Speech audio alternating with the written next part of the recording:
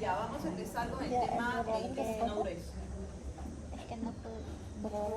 ¿Cómo se llama? Sí,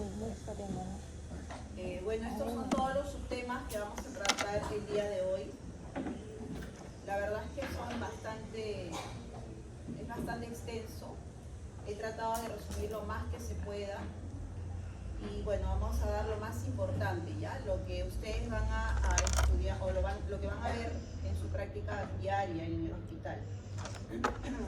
Y entonces vamos a iniciar con el intestino grueso. Esta de aquí es una radiografía de abdomen simple, donde nosotros podemos identificar al intestino grueso. El intestino grueso va a estar localizado periféricamente en el abdomen. Y la característica principal de ese intestino grueso van a ser las austras, sus pliegues, ¿no? Que a diferencia de las válvulas conniventes, estos pliegues van a recorrer la luz del intestino de pared a pared, a diferencia de las válvulas conniventes del intestino delgado. Además, el intestino grueso va a tener dentro de su luz aire. Eso es lo habitual, aire y también materia fecal. Aquí ustedes están viendo en esta parte lo que es el intestino grueso del lado derecho, donde estas imágenes radiolúcidas como unas pequeñas bolitas rodeadas de unas imágenes radiopacas de aspecto lineal corresponden al material fecal. Así se ven las heces en el colon y es normal encontrar en el colon heces. ¿Okay? La podemos encontrar generalmente en las partes más gruesas, como son el ciego, y también la vamos a poder encontrar aquí en la ampolla rectal. ¿Ya? Ahora, es un órgano que es tubular, que va a medir aproximadamente 2 metros de longitud y va a tener un diámetro que va entre 5 a 7 centímetros. ¿Ya? Va a absorber el agua, va a absorber electrolitos, va a absorber vitaminas. También es un lugar donde se puede sintetizar la vitamina K y va a transportar y eliminar restos de la digestión. ¿Ya? Entonces, esto de aquí corresponde al intestino grueso. Esto de aquí, más central, corresponde a asas delgadas. ¿Cuáles son los métodos de estudio desde el punto de vista de diagnóstico por imágenes? Tenemos la radiografía del abdomen simple, donde estamos viendo aquí el colon transverso, parte del colon descendente, el colon derecho. Otro método que nosotros utilizamos para evaluar el colon, y de hecho es uno de los más importantes, utilizando radiación ionizante, va a ser este método de acá, que es la técnica de doble contraste, que vamos a ver en un momento más. Si ustedes se dan cuenta, al colon lo podemos ver en una radiografía de abdomen simple siempre y cuando tenga algo de aire. Si no tiene aire, no lo vamos a visualizar con los rayos X convencional. Para estudiar la luz, la parte interna, podemos utilizar esta técnica, que es la técnica del doble contraste. Ahorita vamos a explicar. Otra técnica que podemos utilizar va a ser la tomografía. Este es un corte coronal, una reconstrucción coronal del abdomen, donde vemos estas imágenes que están llenas de aire, que van a corresponder al intestino grueso, es más gruesa, ¿no? De un calibre mayor. Sin embargo, no es la técnica ideal para estudiar intestino grueso. Lo podemos utilizar cuando tenemos, por ejemplo, la sospecha de un tumor, ¿no? Para hacer estallaje. También podemos utilizarla, por ejemplo, cuando vemos un proceso inflamatorio, tipo diverticulosis, diverticulitis, para ver si hay abscesos. Pero en condiciones normales va a tener no nos va a ayudar mucho en el diagnóstico de la patología del colon. Sin embargo, con el tomógrafo tenemos esta otra técnica de acá, que es la técnica que se llama colonoscopía virtual. ¿Qué significa? Que yo al colon le voy a colocar un enema de aire y luego el software de mi equipo me hace una reconstrucción tridimensional del colon. Y con esto sí puedo estudiar algunas imágenes tipo, por ejemplo, los pólipos. ¿Ok? Es una técnica que se utiliza así con frecuencia. La desventaja es que si nosotros encontramos un pólipo, por ejemplo, no podemos hacer una biopsia. ¿no? A diferencia de una colonoscopía convencional, donde entra el colonoscopio, el colon, ven el pólipo y toman la muestra. ¿Cuándo utilizamos colonoscopía virtual? Cuando el paciente, por ejemplo, no tolera la colonoscopía convencional y tenemos sospecha de que tenga algo. O cuando se hizo la colonoscopía virtual y fue frustra por alguna razón, no pasa el colonoscopio, el gastro no se complica las vidas y nos manda a hacer una colonoscopía virtual. También podemos utilizar PET-CT, que es esta técnica de aquí, donde está el puntero, que es la fusión de la tomografía con la medicina nuclear. ¿Para qué la usamos? Cuando tenemos sospecha, por ejemplo, de enfermedad a distancia. Aquí estamos viendo una imagen donde hay un hipermetabolismo en el lado izquierdo del colon y también vemos zonas hipermetabólicas aquí en el hígado.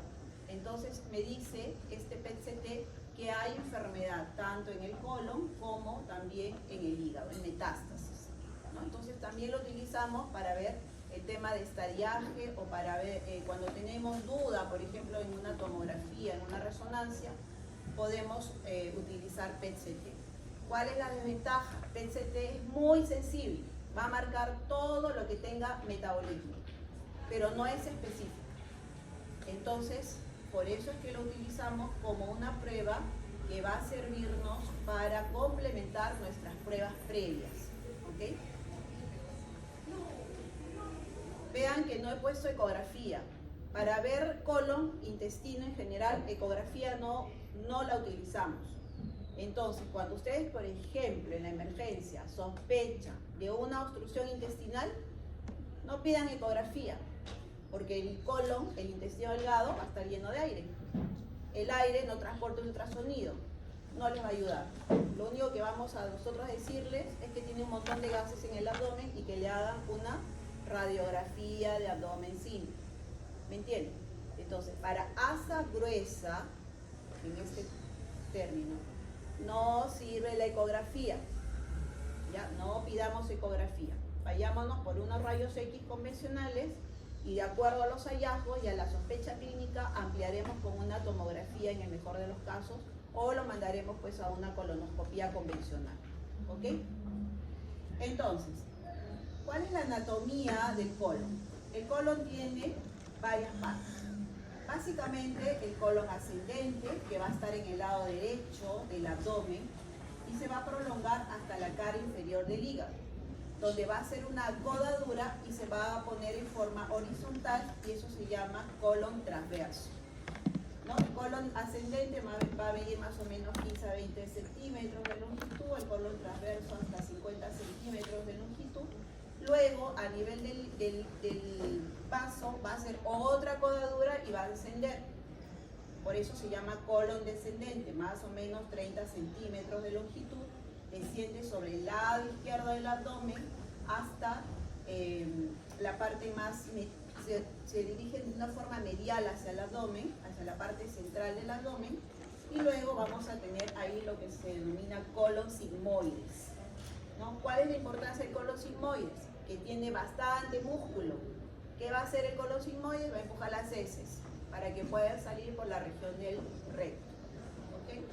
También tenemos la parte del colon ascendente en la región del ciego, la parte más, digamos, proximal del colon, al apéndice secal. ¿Okay? Entonces, básicamente, esta es la anatomía, que vamos a recordarla y que la vamos a poder identificar en una radiografía del abdomen de esta manera. Aquí estamos viendo el colon ascendente, que como ustedes pueden ver, tiene materia fecal. Luego hace una podadura en el borde inferior del hígado. Eso se llama ángulo hepático porque estamos junto al hígado. Luego se vuelve horizontal y se convierte en colon transverso. Nuevamente hace una podadura junto al vaso, se llama ángulo esplénico, desciende, colon descendente, se orienta hacia la región medial, sigmoides, y luego vamos a terminar en ampolla rectal. Esas son las condiciones normales de un colon. Entonces, en los rayos X ya sabemos cómo lo podemos identificar. Y aquí está marcado el rojito para que ustedes tengan una mejor idea. Entonces aquí está la técnica que yo les decía, que es la técnica del colon a doble contraste o enema opaco a doble contraste. ¿Qué significa? Aquí estamos viendo una radiografía del abdomen simple. Ustedes pueden ver al colon, porque ya hemos dicho que tiene sus abstracciones, que son esos pliegues grandes que lo caracterizan.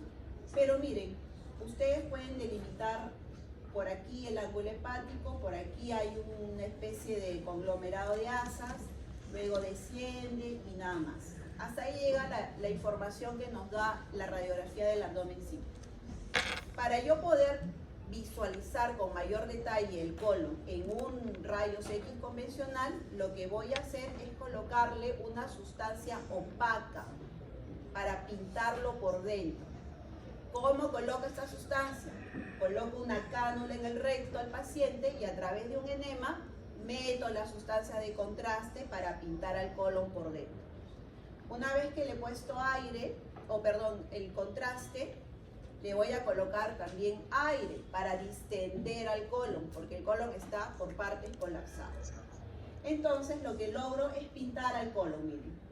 Y aquí estamos con el sigmoides, por aquí el colon descendente, hace un bucle, eso ya me indica que este colon izquierdo es bien redundante, da unas vueltas ahí, ¿no? Estamos aquí viendo el ángulo hepático, el ángulo esplénico, el colon transverso, ángulo hepático, colon ascendente y la región del cielo, ¿ok?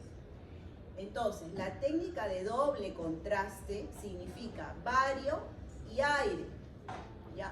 ¿Por qué les digo?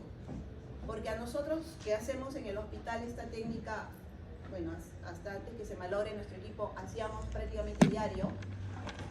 Cuando nos pedían doble contraste, los residentes de cirugía y los asistentes de cirugía, que eran los que nos pedían mucho esto, nos decían, póngale bario por arriba, o sea, por la boca, y póngale bario por abajo, o sea, doble contraste, dos contrastes. No tenían ni idea de lo que estaban pidiendo, me dejo entender.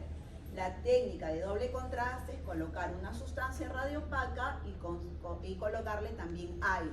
En el colon es a través de un enema, ¿ok? Que es este que estamos viendo. Vamos a ver varias imágenes después. Esta es la tomografía. Esta es una reconstrucción coronal de la tomografía. Esta es otra reconstrucción coronal.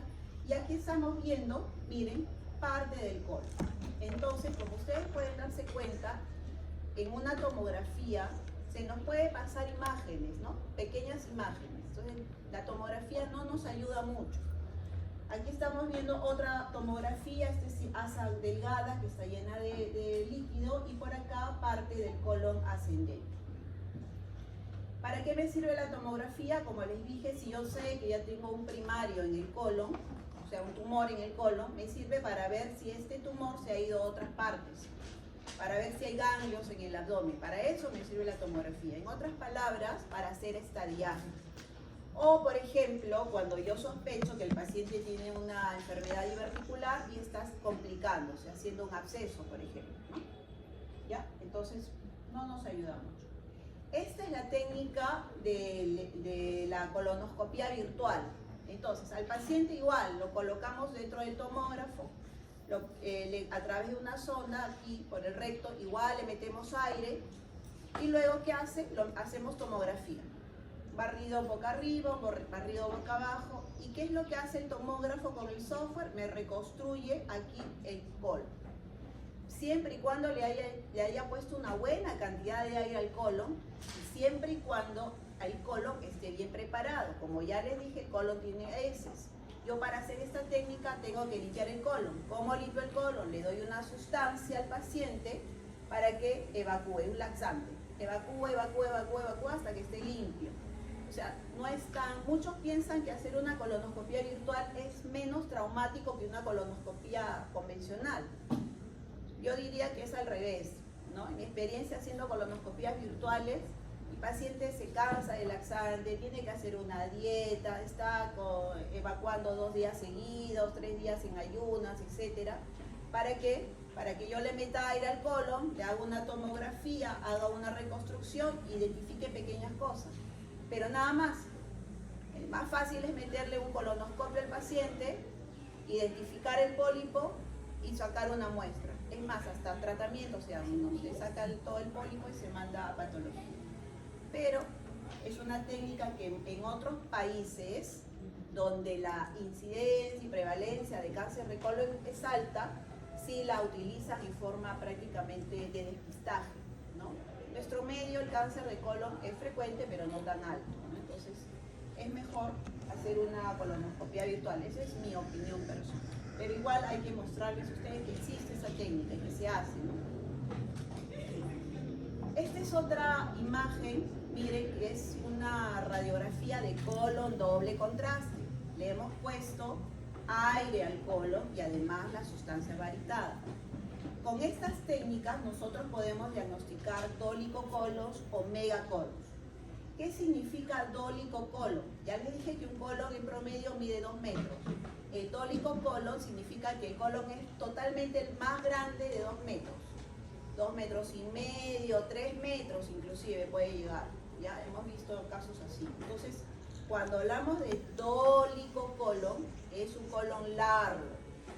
¿Qué pasa? El colon también se puede ensanchar, o sea, hacer gordo. Al colon gordo le llamamos megacolon. ¿Pueden ir juntos los dos? Sí, podemos tener dólico megacolon, ¿ok? Entonces, una regla que seguramente ya se las han mencionado es la regla del 369, ¿no? Que se utiliza, es fácil de utilizar, 3 para intestino delgado, ¿no? 6 para intestino grueso y 9 para colon. El colon es el ciego, porque el ciego es la parte más gorda del colon. Entonces, si salimos de estas medidas en el colon, mide más de 6 centímetros de diámetro, o sea, yo mido aquí, por ejemplo, de aquí a acá, claramente se nota que está dilatado, gordo, ¿no? Entonces, aquí estamos hablando de megacolon. Una parte del colon puede estar gorda, sí, solamente el ciego, solamente el transverso, solamente el descendente.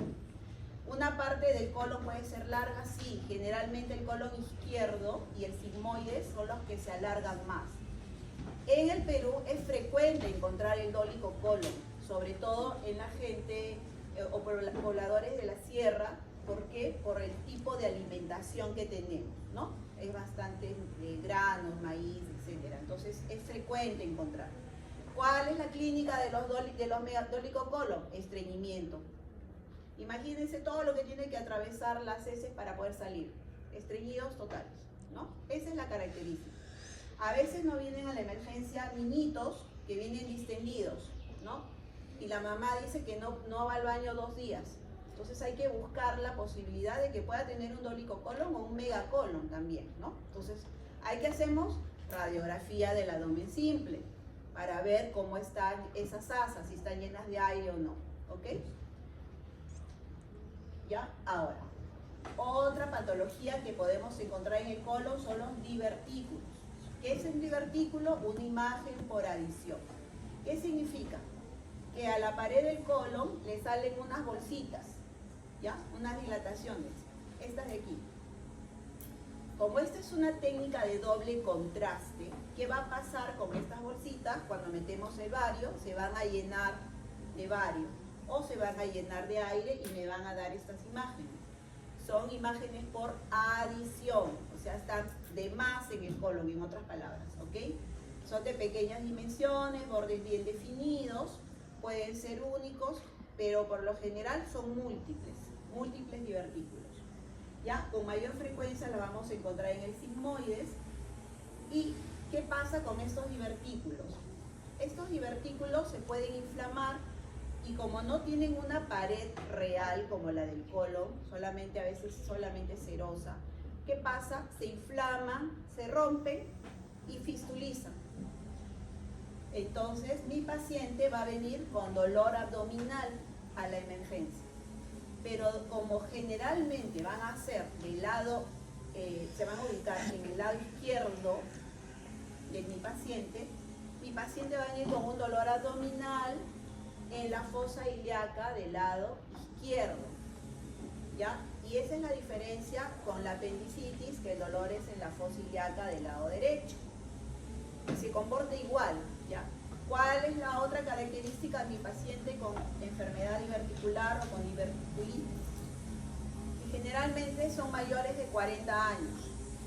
40, 50, 60. Entonces, un viejito que viene a la emergencia por dolor abdominal pélvico puede hacer apendicitis, sí, pero más frecuente es que sea una diverticulitis. Entonces, hay que pensar en eso, ¿ya? Algo general. Un paciente viene a la emergencia, dolor abdominal en el hipocondrio derecho, cálculos vesiculares. En el hipocondrio en la fosa ilíaca derecha, apendicitis. En la fosa ilíaca izquierda, diverticulitis. Ese es el flujograma que deben seguir ustedes. Ya es fácil. Lo importante es saber qué pacientes pueden tener estas enfermedades. Aquí miren, es la tomografía. Miren cómo se ven los divertículos. Este puntito negro señalado por la flecha es un divertículo. Acá veo otro, acá veo otro, aquí veo otro. Entonces yo les pregunto, ¿cómo se ven mejor los divertículos? ¿Con tomografía o con doble contraste? Con doble contraste, ¿no? Se ven mucho mejor que con tomografía. Aquí tenemos otra imagen, miren, donde señala la flecha es un divertículo, muy chiquitito. Eso es en condiciones normales. Cuando hay un proceso inflamatorio, la grasa que está alrededor se va a aumentar de densidad y me va a hablar de un proceso inflamatorio. Entonces ahí ya eso es otra cosa, ¿no? Ya no son divertículos simples, sino van a ser diverticulitis. Otra imagen, otra patología que puede tener el colon son los pólipos. Y el pólipo me va a dar una imagen por sustracción. ¿Qué es un pólipo? Es una montañita que crece dentro de la luz del colon. Entonces, si yo le meto contraste, esa montañita no se va a pintar y me va a dar esta imagen, una imagen por sustracción, que generalmente va a ser redondita u ovalada. Algunos pólipos pueden tener un pedículo, ahorita lo vamos a visualizar. ¿Ya? Con mayor frecuencia van a estar en el colon sigmoides. ¿Cuál es la importancia de diagnosticar pólipos? ¿Y por qué, como les decía, en muchos países hacen la colonoscopia virtual para identificar estos? Porque muchos de estos pólipos son cáncer. Por eso es que cuando diagnosticamos un pólipo hay que biopsiar, de todas maneras. ¿Okay? Aquí estamos viendo, miren, dentro de la luz del colon, una imagen polipoidea que tiene un pedículo bastante largo. Es importante que nosotros sepamos que pueden tener pedículo para poder hacer la técnica ideal. Aquí estamos viendo una imagen de tomografía, ¿no? De una colonoscopia virtual, porque aquí le hemos puesto aire y estamos viendo la misma imagen polipoidea dentro de la luz con su pedículo. Entonces, esos pólipos de todas maneras tienen que ir a colonoscopia convencional para sacarlos. Entonces, otra patología es el cáncer de colon, pero básicamente el adenocarcinoma. ¿Qué cosa es el adenocarcinoma? El adenocarcinoma va a ser un cáncer que va a estar localizado en la pared del colon. Por eso es que cuando hacemos esta técnica contrastada, como el cáncer va a estar en la pared del colon, lo único que nosotros vamos a poder visualizar va a ser la luz estrecha del colon. El cáncer está aquí. Entonces, ¿qué es lo que nos va a dar? Una estenosis de la luz del colon de forma irregular. Esa es la característica del adenocarcinoma. Una estenosis de forma irregular. Y nos dan la imagen de la manzana mordida. Es como, este es el corazón de la manzana y esta es la zona que está mordiendo el cáncer. Y nos da esta zona de estenosis irregular. Esa es la característica, es una estenosis irregular, es la clave. ¿Ya? Aquí es una estenosis brusca de la luz, miren. Y el resto no hay dilatación. Cuando hay una estenosis benigna, por algo que esté comprimiendo acá, los extremos tienden a dilatarse, pero cuando hay una estenosis de tipo maligno, los extremos no se dilatan, porque van a estar infiltrados por el tumor. ¿Okay? Obviamente vamos a tener ganglios regionales y los vamos a diagnosticar con tomografía. Y también las metástasis a distancia. El primer lugar donde hace metástasis el colon es el hígado. ¿Okay? Es más, si ustedes encuentran un hallazgo incidental en su paciente cuando hacen una tomografía y ven metástasis hepática y no saben de dónde es su primario, hay que buscar colon, hay que buscar estómago, hay que buscar intestino delgado. Estas tres estructuras tienen un drenaje vía portal y la porta es la que llega al hígado. ¿Ya? Entonces, si encuentran metástasis hepática, pensar como primera posibilidad en esas tres zonas de tumor primario. ¿Ya? Entonces el colon hace metástasis al hígado. Ya vamos a ver cómo se ven las metástasis en el hígado. Otra imagen también de doble contraste, miren, la estenosis irregular, el signo de la manzana mordida en el colon. ¿Ya? En el estómago también se ve el parecido, ¿no? Seguramente les habrán enseñado. Entonces hay una estenosis irregular, esta es la clave, ¿ya? Marcada estenosis de bordes irregulares. ¿Ya? Eso les voy a preguntar en el examen. Aquí estamos viendo el cáncer de colon en tomografía. Miren, aquí están las paredes normales del colon. Acá estamos viendo, miren, la pared engrosada del colon. Y esta es la luz del colon. Por eso es que en el estudio del doble contraste lo que vamos a ver es la luz irregular. Aquí está el engrosamiento y aquí está el engrosamiento que no lo vemos con los rayos X. Pero la tomografía sí me permite ver esta pared engrosada tumoral. ¿Ok?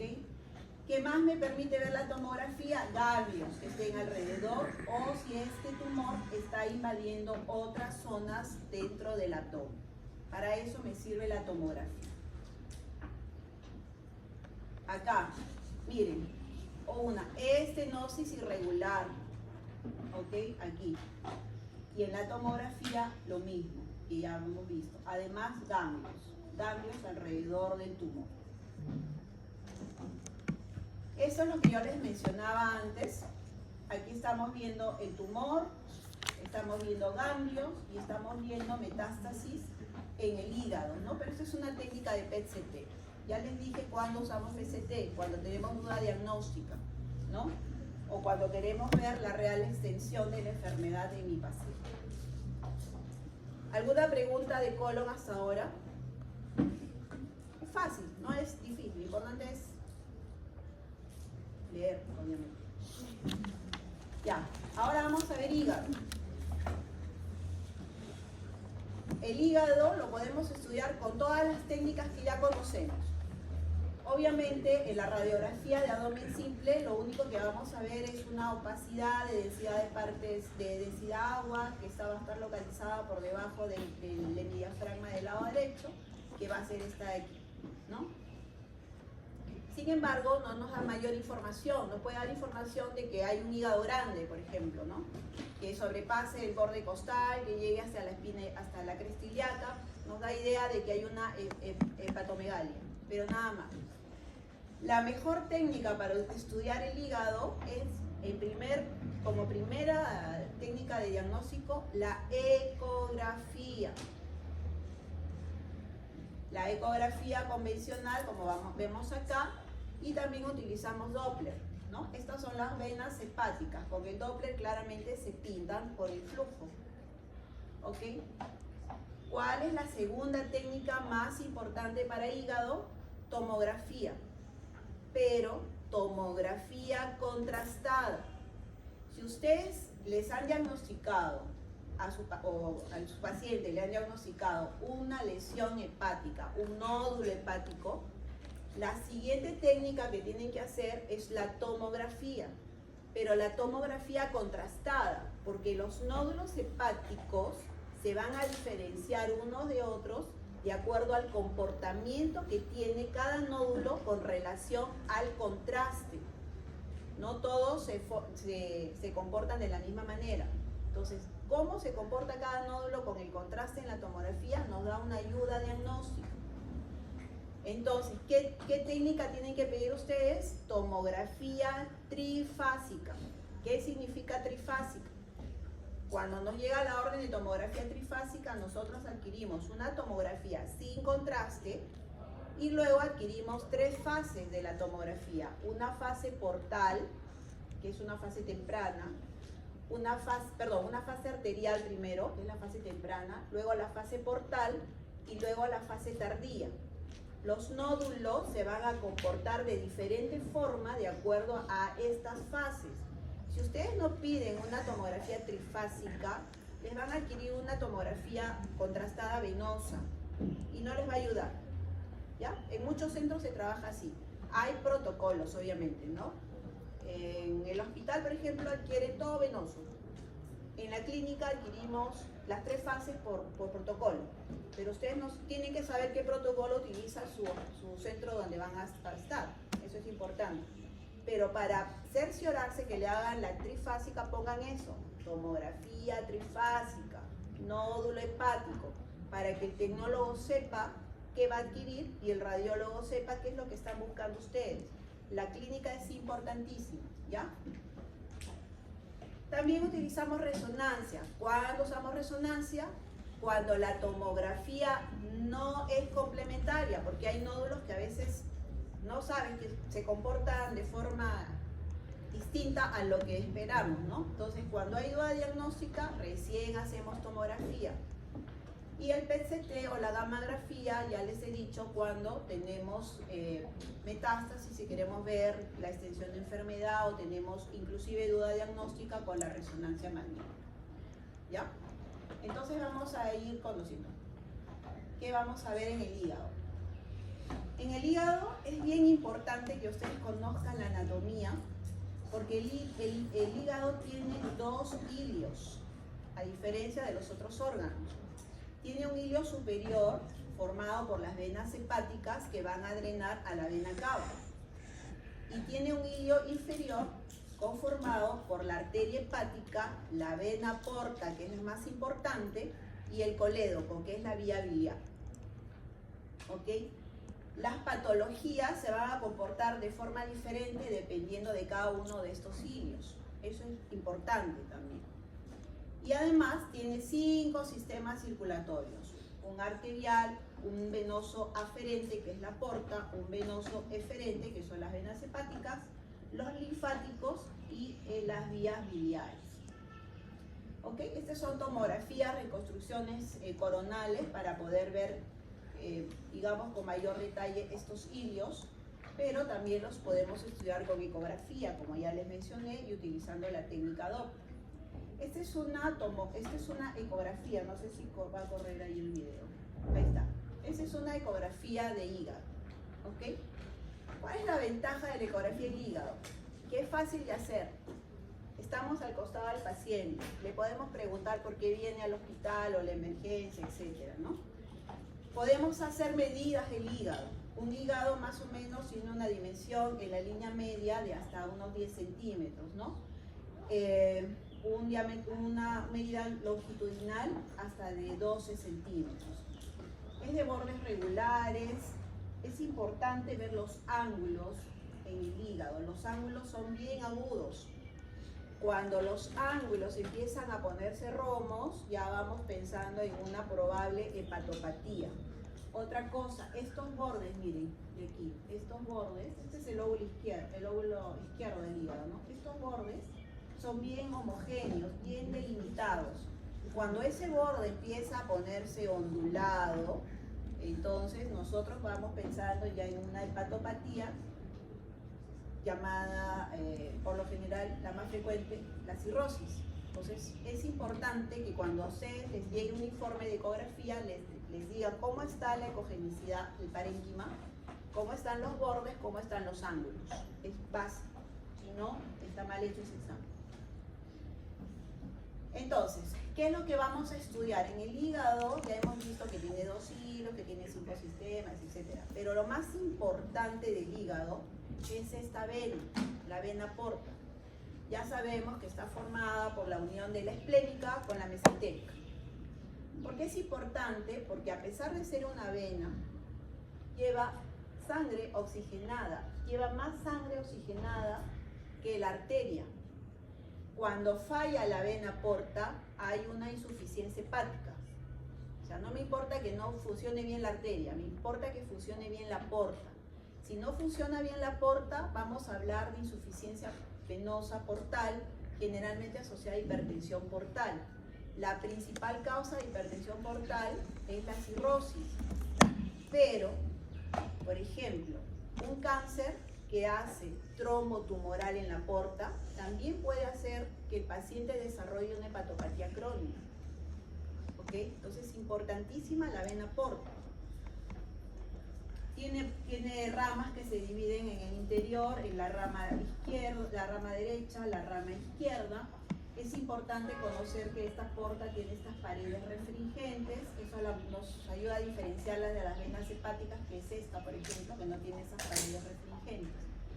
¿Okay? El diámetro de la porta en nuestro medio se considera hasta 14 milímetros. Hay bibliografías que refieren hasta 16, de repente se las van a referir a ustedes.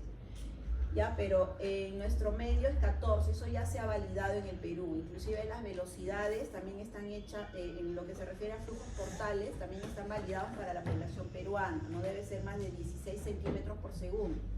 ¿Ya? Eso es importante, ¿no? Conocer nuestra realidad realmente. Ya.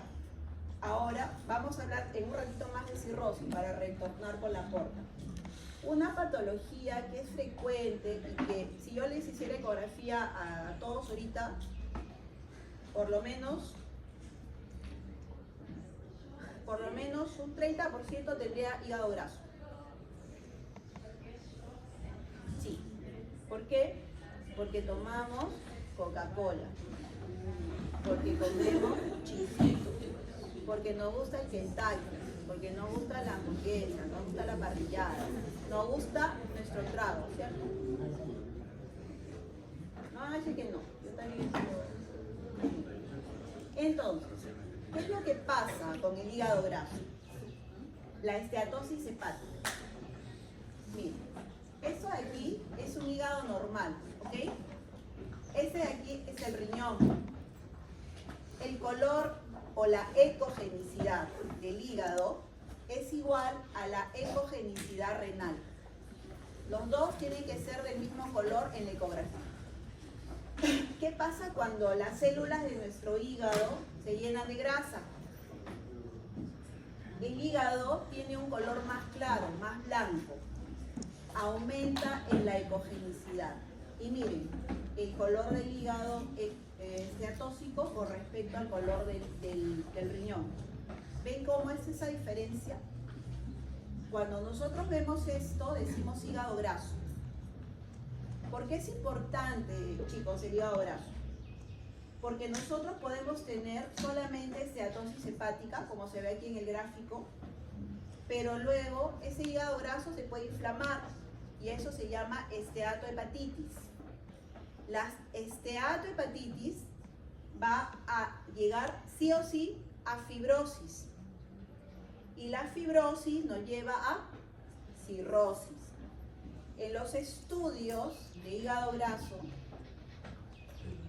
se ha visto que un paciente puede llegar a una cirrosis después del diagnóstico de hígado graso en un promedio de hasta 10 años. Entonces, ¿ustedes qué edad tienen en promedio? 23, 22, ya digamos que tengan 22 años. ¿Okay? Hígado graso. 22 más 10, 32, ¿cierto? 32 años con cirrosis. ¿Se dan cuenta la importancia del hígado graso?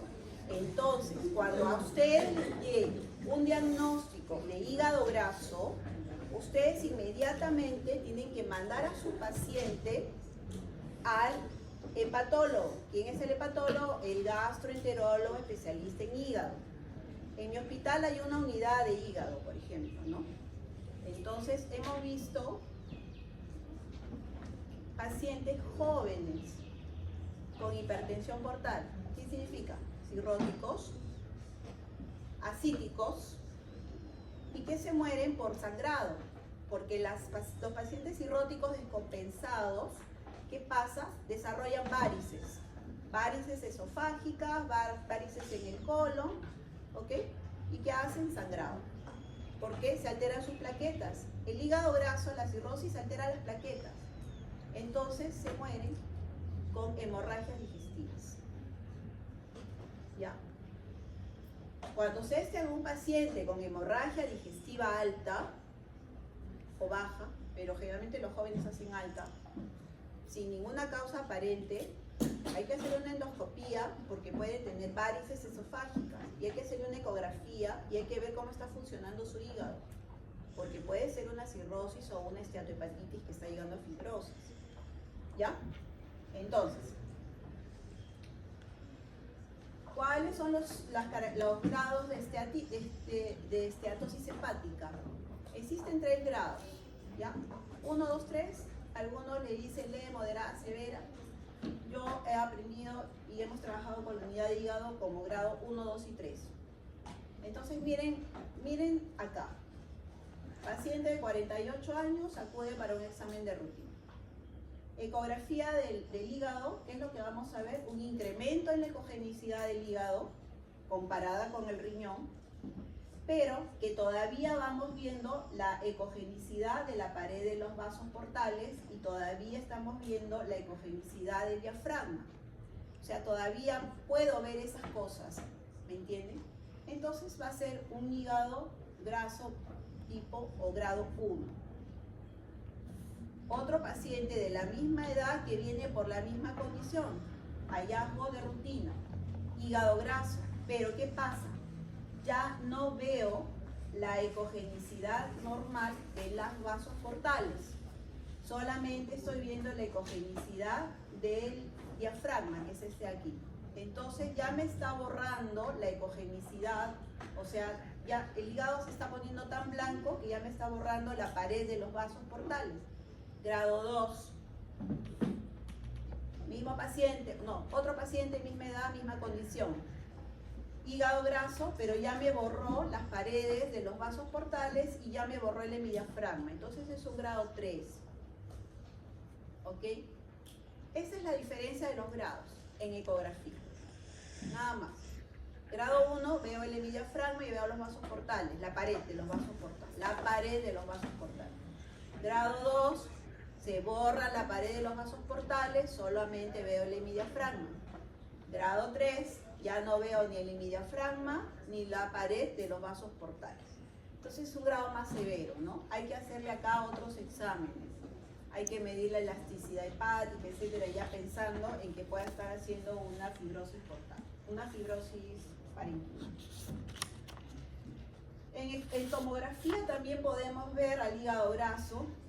El hígado, ustedes saben que en tomografía todo lo que es grasa se ve oscuro, ¿cierto? Hipointenso.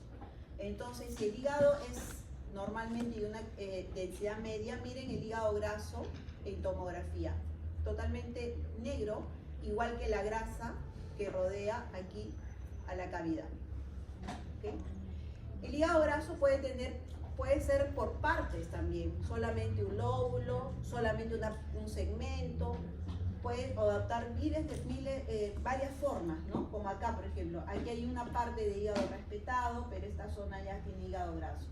Aquí hay unas zonas muy pequeñas de hígado graso, etcétera, ¿no?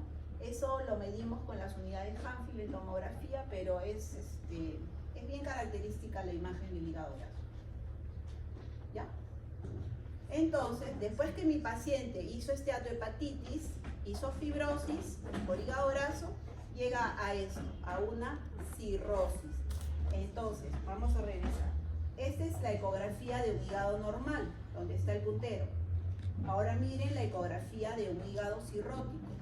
Es un hígado que va a ser de bordes irregulares y la ecoestructura va a ser como punteada, como si fuera un aspecto pseudonodular, porque este es mi hígado normal, esta es la fibrosis y miren, esta es la cirrosis. Lo mismo lo veo aquí en ecografía. Lo que está rodeando al hígado aquí es líquido, es ascitis. Entonces, si yo tengo un hígado cirrótico y tengo líquido libre o ascitis, entonces mi paciente está haciendo hipertensión portal. ¿Ya? Y ya les dije lo que puede hacer la hipertensión portal: varices y sangrado. El paciente se muere con hemorragia digestiva. ¿Ya? Muy bien, es todo. un hígado cirrótico en tomografía.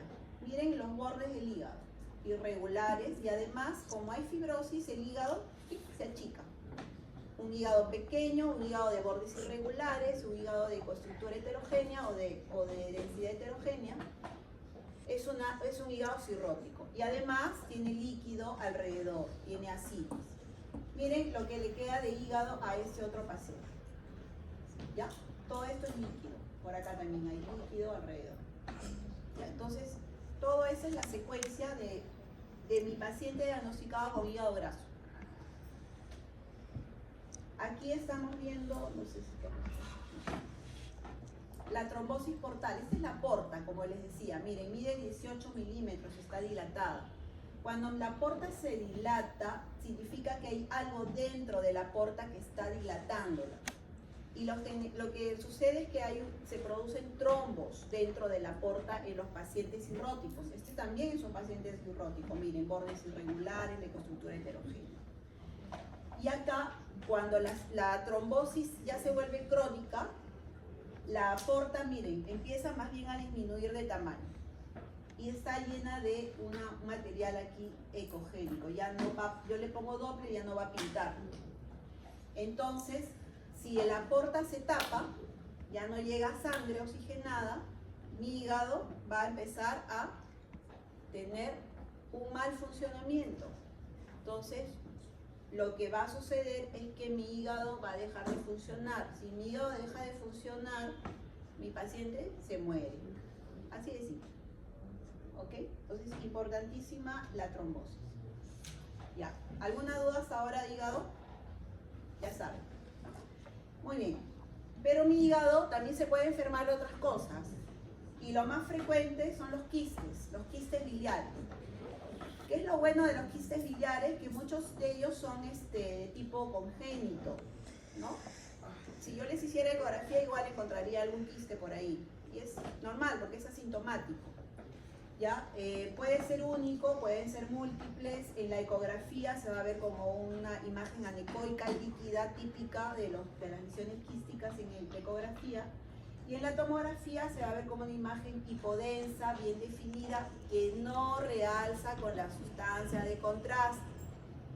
¿Ya? Entonces, no realza con la sustancia de contraste. Esta es una tomografía contrastada, este es el quiste. No realza, empuja más bien, porque ocupa espacio, va empujando. Los quistes hepáticos también les denominamos quistes biliares. Y son muy frecuentes, muy frecuentes. Pero podemos encontrar un montón de quistes en el hígado, como estos de aquí, y también un montón de quistes en el riñón. Cuando tenemos quistes en el hígado y quistes en el riñón, vamos a hablar de poliquistosis hepática, una enfermedad poliquística hepatorrenal, inclusive se les denomina. Y a veces son tantos los quistes en el hígado que el paciente viene distendido, ¿no? Viene al hospital, etc. Y dice que le ha crecido la barriga, ¿no? Tú lo palpas, parece una masa, ecografía y está lleno de quistes, ¿no? Como los que se ven aquí, miren, quistes en el hígado, quistes en el riñón. Por acá, miren, esta es una tomografía, una resonancia magnética en T2. Ustedes saben que todo lo líquido en T2 brilla, entonces todo lo que brilla es líquido, todo esto son quistes. Ya vean la gran cantidad de quistes que tiene este paciente. Y ahora vamos a empezar con las lesiones focales y vamos a ver cómo se caracterizan cada una de estas lesiones y por qué yo les digo que se tiene que ver una tomografía trifásica. Existen varios, ¿no? Vamos a ver creo que 2 o 3 de estos casos, nada más porque si no nos pasaríamos todo el día hablando de nódulos hepáticos. ¿Ya? Lo más frecuente son los hemangiomas. En la ecografía, los hemangiomas, como son lesiones vasculares, se van a ver así, miren, como un nódulo hiperecogénico, brillante, como un lunar brillante, blanco. ¿Okay? Si yo le pongo Doppler, no va a captar al Doppler, no va a tener flujo. ¿Por qué? Porque como es una malformación vascular, los flujos son lentitos, y el Doppler no lo va a coger. ¿Ok? Aquí tienen un esquema, miren, cómo es un hemangioma. Aquí en la ecografía, cómo resalta, es típico a la imagen de hemangioma en la ecografía. Entonces, si ustedes, yo les pongo en el examen una imagen de una ecografía con un nódulo ecogénico, es un hemangioma hasta descartar lo contrario. Ya. Ahora, ¿qué pasa con la tomografía?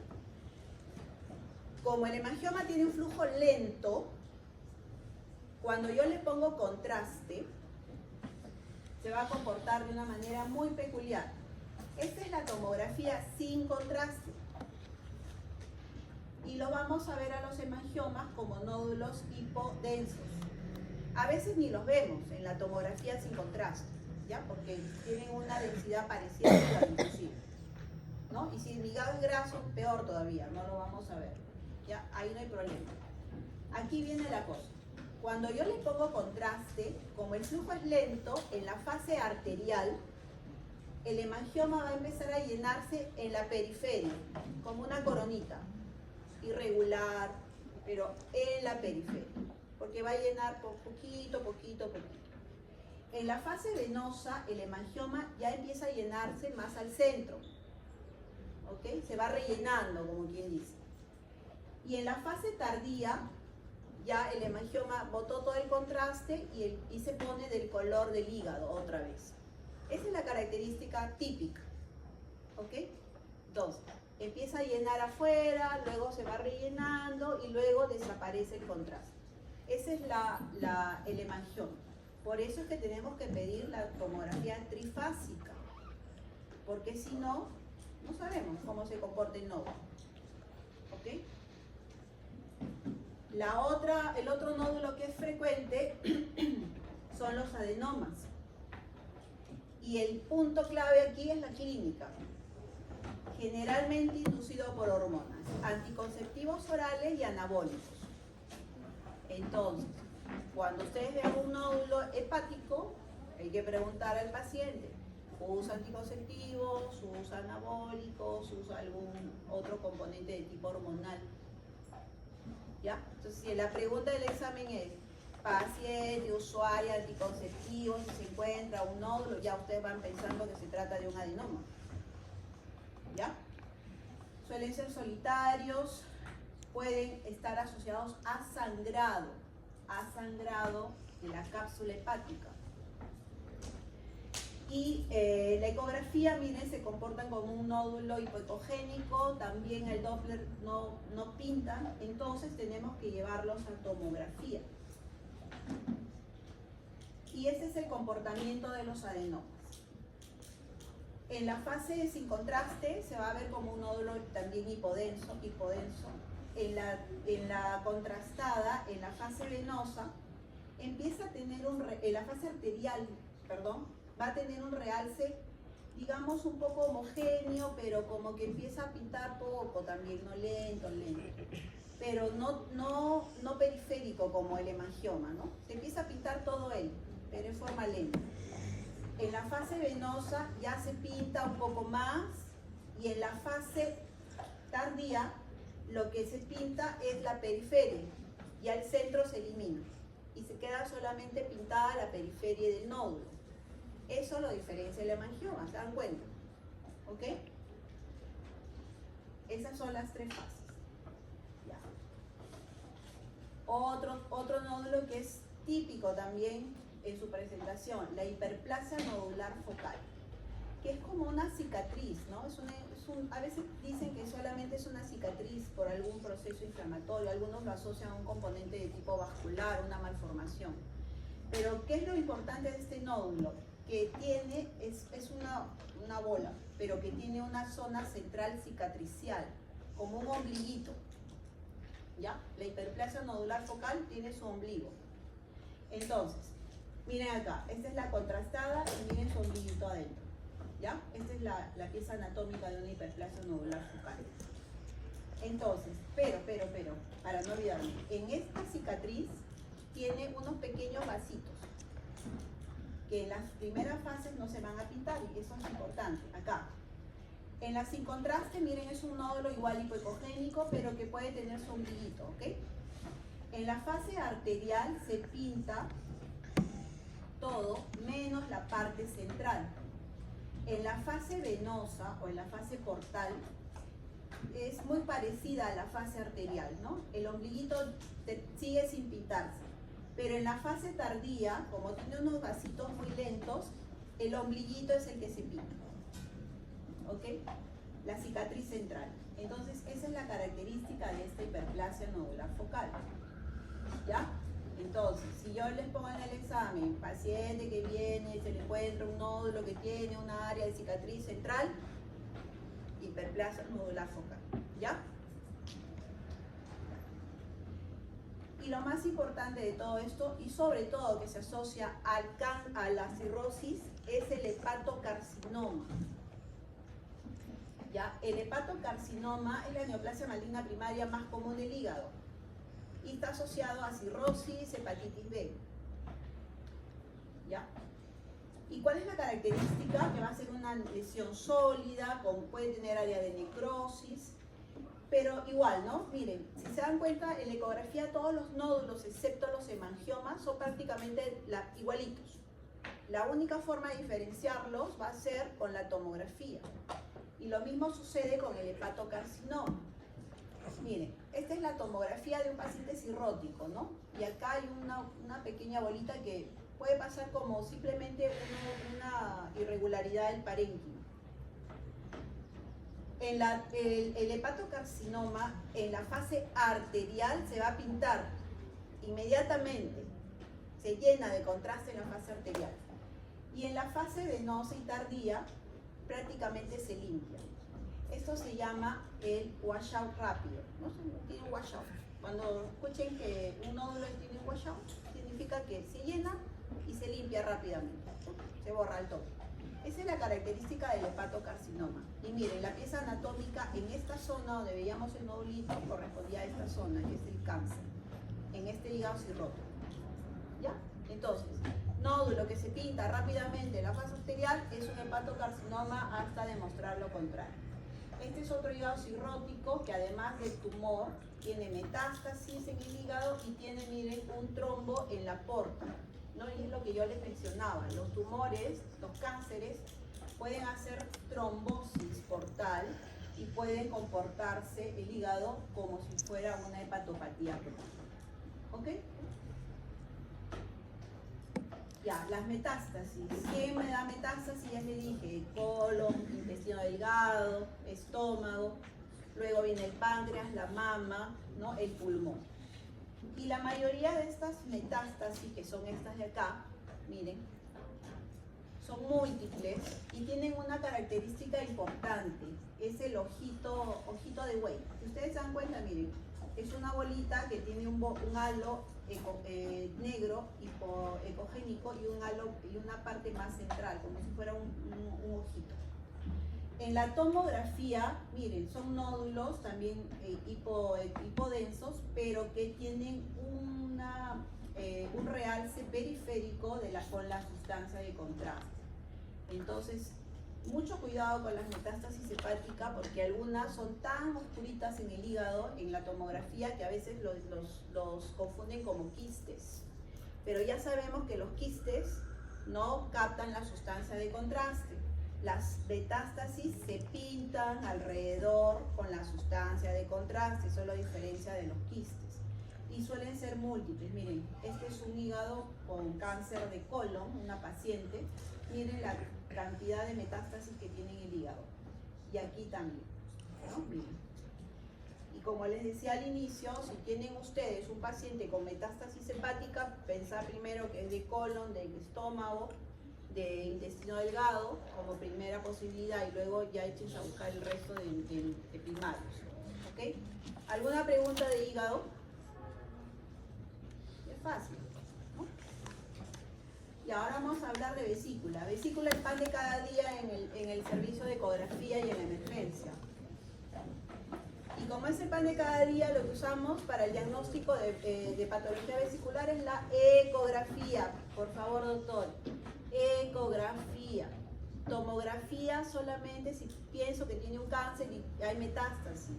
Y la segunda que le sigue a la ecografía es la resonancia magnética. ¿no? Pero están pidiéndome en el hospital tomografía para diagnosticar cálculos vesiculares. O sea, es un mal uso de las herramientas, ¿no? Genera un gasto al Estado y ya satura la cita por cálculos. Mire, la vesícula se ve perfectamente en ecografía, pero tiene que estar en ayunas mi paciente. El paciente tiene que tener un ayuno de por lo menos 4 horas. Y sobre todo que no haya comido, por ejemplo, grasas, leche, ¿no? A veces vienen al hospital, está en ayuno sí, pero solamente tomó desayuno, dice, ¿no? ¿Y qué comió? Pan con palta, un pan con huevo, un vaso de leche. ¿Qué pasa? Cuando comemos grasa, la vesícula se colapsa para eliminar la bilis, para que empiece el metabolismo de las grasas. Entonces, necesito que mi paciente esté en ayunas para que la vesícula se llene de bilis y me permita ver la luz vesicular y las paredes de la vesícula. Esta es otra ecografía que también me dice acá el conducto biliar, que también lo puedo estudiar con ecografía perfectamente, y el conducto biliar siempre va encima de la porta, y entre los dos va a estar la arteria hepática. La resonancia magnética, importantísima para el estudio de vesícula, y miren aquí, donde están señalando estas flechitas. En esta resonancia estamos viendo dos imágenes muy pequeñitas, miren, negritas, que corresponden a los cálculos biliares. Por eso que después de la ecografía, la mejor técnica es la resonancia magnética. Para vías biliar, después de la ecografía, es mejor la resonancia magnética.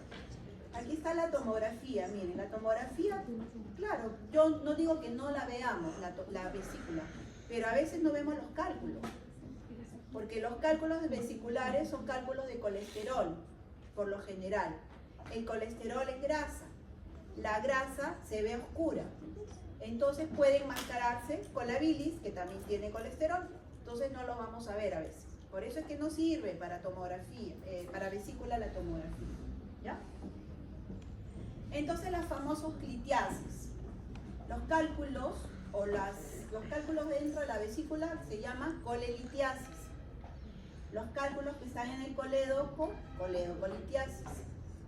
¿Ok? Cuando la vesícula se inflama, porque el cálculo migra por el conducto biliar, tapa el pasaje de la bilis, se inflama, entonces voy a hablar de colecistitis. ¿Ya? Entonces yo puedo tener una colelitiasis sin colecistitis o una colelitiasis con colecistitis, o sea, inflamación o no inflamación. Miren, aquí está la tomografía. Cuando la vesícula tiene cálculos y los cálculos tienen además un poco de calcio alrededor, sí los voy a ver, porque ustedes saben que la tomografía sirve para ver calcio. La resonancia, ¿qué decir? Donde nos ven con mayor detalle todo lo que es biliar. Miren aquí la ecografía, el cálculo, un gran cálculo con una sombra acústica posterior típica de una imagen calcificada. Los rayos X también me permiten a veces ver los cálculos, ¿no? Por acá, son hallazgos incidentales. Están aquí, apenas se ven, ¿no? Pueden pasar desapercibidos también. Y esta es una técnica que se llama CEPRE, colangiopancreatoduodenografía retrógrada. ¿Qué es eso? Significa que el gastro mete el endoscopio. Miren, aquí este es el endoscopio. Lo mete el endoscopio, va a la segunda porción del duodeno, porque ustedes saben que la segunda porción llega a los conductos biliares, entra con su endoscopio hasta la segunda porción del duodeno, ve la ampolla y por ahí mete contraste y pinta en forma retrógrada la vía biliar, que es esta de acá, para encontrar cálculos en el coledo. ¿Ya? Cuando se hace la colangiopancreatografía retrógrada, la CEPRE, la famosa CEPRE, cuando el paciente, por ejemplo, ya ha sido operado de vesícula y viene con síntomas de cólico biliar, ¿no? Y vemos que la vía biliar está dilatada, entonces hay que buscar el cálculo. ¿Dónde está el cálculo? Y como a veces está justo llegando a la segunda porción del duodeno, ahí yo no voy a llegar con mi ecógrafo, entonces él tiene que entrar viendo por endoscopía, pintar la vía biliar con contraste, con un contraste que es el contraste iodado, aquí se van a ubicar los cálculos que están aquí. ¿Cuál es la ventaja? Que él, además de su endoscopio, puede meter una pequeña pinza y jalar los cálculos y sacarlos. ¿Cuál es la desventaja? Como en la segunda porción del duodeno llega el conducto biliar y llega también el conducto pancreático, puede inflamar el conducto pancreático y puede desarrollar una pancreatitis. ¿Ya? Entonces, la principal complicación de una CEPRE es la pancreatitis. Entonces, todos los métodos diagnósticos tienen su indicación, porque todos tienen también sus complicaciones. Entonces, yo no a todos mis pacientes les puedo meter el endoscopio y meterle una CEPRE, ¿no? Imagínense la incidencia de pancreatitis, se elevaría, ¿sí? ¿No? Aparte que las CEPRES son caras también, ¿no? Son bastante caras. Entonces, mucho cuidado con lo que nosotros solicitamos. A veces, miren, en la emergencia, yo les cuento lo que a mí me pasa en la emergencia, ¿no? En mi guardia viene el paciente cólico biliar, ya, colecistitis, ya, diagnóstico, colecistitis, etc. Y después dice, doctora, pero ya me hice una colangioresonancia. Entonces yo digo, ¿what? ¿No? ¿Para qué me manda a las 3 de la mañana el cirujano una ecografía si ya tiene una colangioresonancia? ¿No? Todos diríamos, ¿what? ¿No? ¿Me entiendes? Entonces, bueno, paz y tranquilidad. Como son las 3 de la mañana, ya no me voy a pelear. Pero si fueran las 9 de la noche, cuando empieza mi guardia, sí me voy a pelear con el cirujano. Porque ¿para qué me pides una eco si tienes una colangia? ¿Y saben qué me va a decir el cirujano? Es que no tiene informe de la colangia. ¿Para qué pides una colangio si no la sabes leer? O en todo caso, voy con mi colangio a rayos, me puede decir qué tiene y ahorramos tiempo. El paciente entra de frente a hospitalización. El paciente está en camillo, en silla, dando vueltas con su colangio, pidiendo una ecografía. O sea, eso no puede suceder, pero sucede, doctor. Igual que las obstrucciones intestinales, ¿no? Ecografía, descartar obstrucción intestinal. Lo mismo con el residente. ¿What? ¿Y los rayos X le hicieron? No. Entonces, ¿cómo voy a diagnosticar una obstrucción con eco? O sea, cada cosa, sospecha, tiene su técnica. Ya, sigamos. Entonces, mi paciente viene con dolor abdominal esporádico, ¿no? Cólicos biliares, que si le duele porque comió chicharrón, porque comió esto, y viene en la emergencia, ¿no? Y lo peor es que el paciente viene y te dice, ¿por qué has venido? Porque tengo cólicos. Yo tengo cálculos, doctora, por si acaso. Ah, ok. Entonces, yo la verdad lo regresaría a su casa, ¿no? Ya tiene cálculos y es recurrente. El paciente es recurrente en la emergencia, ¿no? Viene todas las semanas. Entonces, ¿por qué no se opera? ¿O por qué no los opera el cirujano? Y vienen con esto. La ecografía me da una imagen de la vesícula y miren la cantidad de cálculos hiperrestringentes con marcada sombra acústica posterior, típica de las lesiones calculosas. Esta imagen es característica, ¿ya? Pero lo que yo tengo que ver es la pared de la vesícula. Si la pared está delgada, entonces mi paciente solamente tiene colelitiasis. Claro, tiene cólico porque hay algo que está ahí dando vueltas y le va a producir dolor, pero todavía no se ha complicado. Y miren, cuando lo operan tenemos estos cálculos acá, ¿no? Que son de tipo, tienen una imagen así poliédrica, ¿no? Esa es la típica de los cálculos biliares. La tomografía, ya les dije, si tengo los cálculos con calcio, además de colesterol, se van a ver y se va a ver aquí. Miren, ya ese es en el mejor de los casos, ¿no? Ese es para el libro. Pues es el mismo paciente, ¿ya? De la vesícula, con ecografía, ahora tenemos la tomografía, la resonancia, también me da imágenes negritas, los cálculos en resonancia se ven así, hipointensos dentro de la vesícula, ¿no? Demasiado para diagnosticar unos cálculos biliares, pero bueno, es para que puedan ver ustedes cómo se ve la vesícula. Pero ¿qué pasa cuando ya el cálculo migró por el conducto, se tapó el pasaje de la bilis, se inflama la vesícula? Y la pared que era delgada, miren, se vuelve edematosa, engrosada. Además de sus cálculos, la vesícula además está distendida y tiene la pared edematosa y a veces podemos encontrar inclusive líquido alrededor de la vesícula, ¿no? De la pared vesicular. Entonces mi paciente ya tiene una colecistitis aguda y los síntomas van a ser dolor en el cuadrante superior derecho, leucocitosis, fiebre, bueno, toda la clínica de inflamación que ustedes manejan mejor que nosotros, ¿no? Eso, ¿cuáles son las complicaciones? La perforación. Como esto se inflama, se vuelve edematoso, se vuelve friable, se puede romper, se perfora y ya tenemos una complicación que es la peritonitis biliar. Y esa peritonitis biliar es fatal, ¿no? El paciente se muere. Mire, paciente de 75 años con dolor en el cuadrante superior derecho y vómitos desde un día. Tenemos, ¿qué cosa? La vesícula con líquido alrededor, miren, vesícula con líquido alrededor. El líquido por alrededor de la vesícula me puede dar una indicación indirecta de que puede haber una perforación. También tenemos un aumento de la pared vesicular y dentro de la vesícula vamos a tener un líquido denso, que puede ser bilis, que puede ser inclusive pus, ¿no? Porque también se infectan las vesículas. Y la grasa alrededor, que la grasa mesentérica también aumenta la ecogenicidad y eso también me habla de inflamación. Entonces aquí ya hay una colecistitis aguda, ¿no?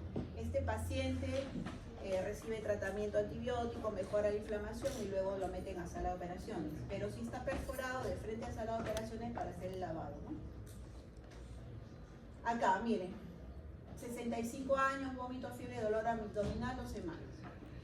Esta es la tomografía, está el vaso, el estómago, el hígado que hemos visto y por acá el lecho vesicular. La pared de la vesícula está un poco irregular y aquí en esta reconstrucción vemos la pared engrosada, edematosa y el hígado, el parénquima hepático alrededor también está alterado en la densidad y eso me habla también de una colecistitis, ¿no?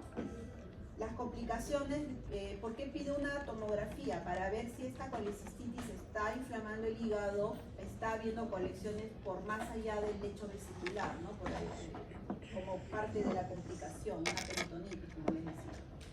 Miren, ahí está la tomografía.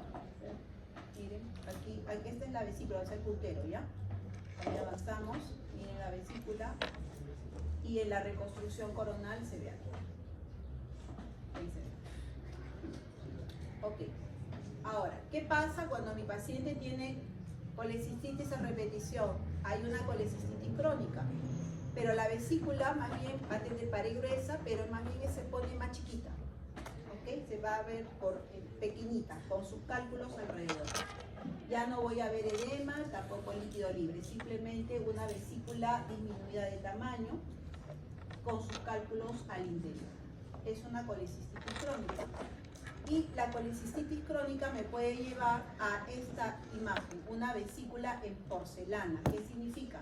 Que la pared de la vesícula se ha calcificado, ¿no? Esa es una manifestación infrecuente, pero la hemos visto, de la colecistitis crónica, la colecistitis en porcelana, o sea, la pared se calcifica, ¿ok? Este paciente además tiene otras cosas, ¿no? Tiene metástasis hepática, tiene líquido libre, etc. Entonces, todo lo que hemos estudiado podemos encontrar en un solo paciente.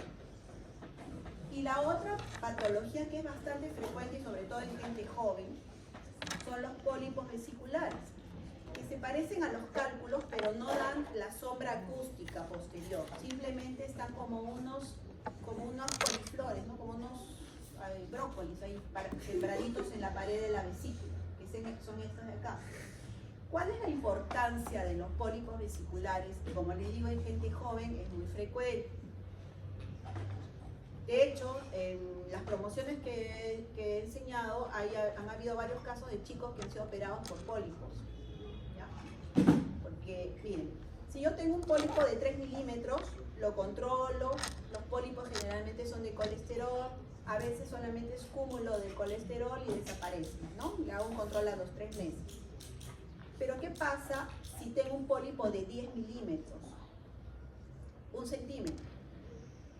La bibliografía nos dice que si el pólipo se acerca a 10 milímetros, la posibilidad de que ese pólipo sea un cáncer, así como los pólipos de colon, sea un cáncer, es alta.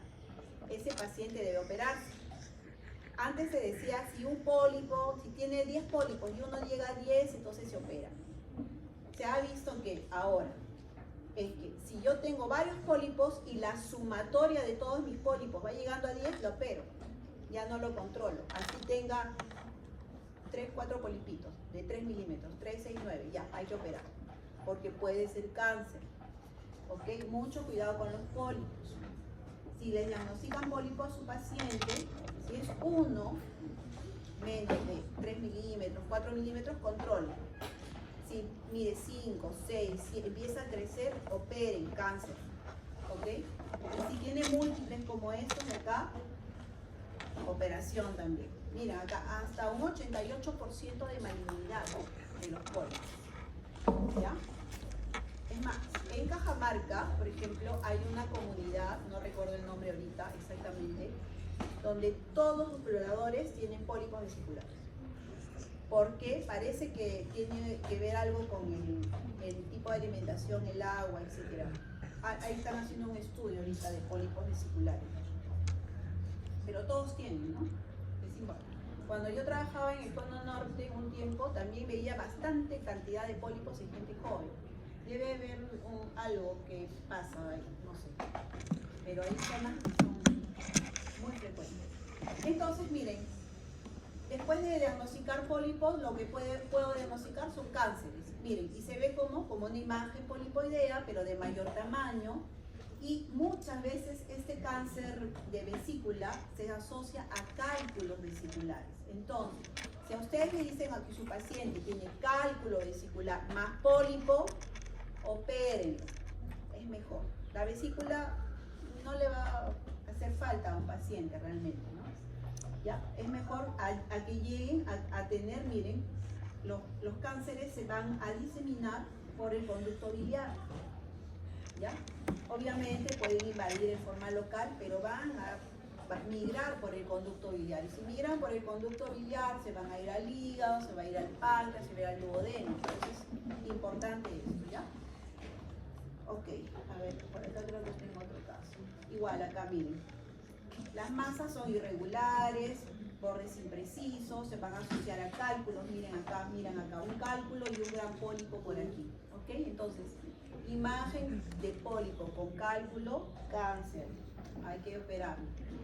Y las metástasis pueden ser, como les dije, al hígado, miren, invadir el hígado, ¿no? Los cánceres de vesícula entran dentro de lo que son los colangiocarcinomas, ¿no? Porque ya han visto que la diseminación es por la vía biliar. Y generalmente, mira, se visualizan con cálculos en el interior.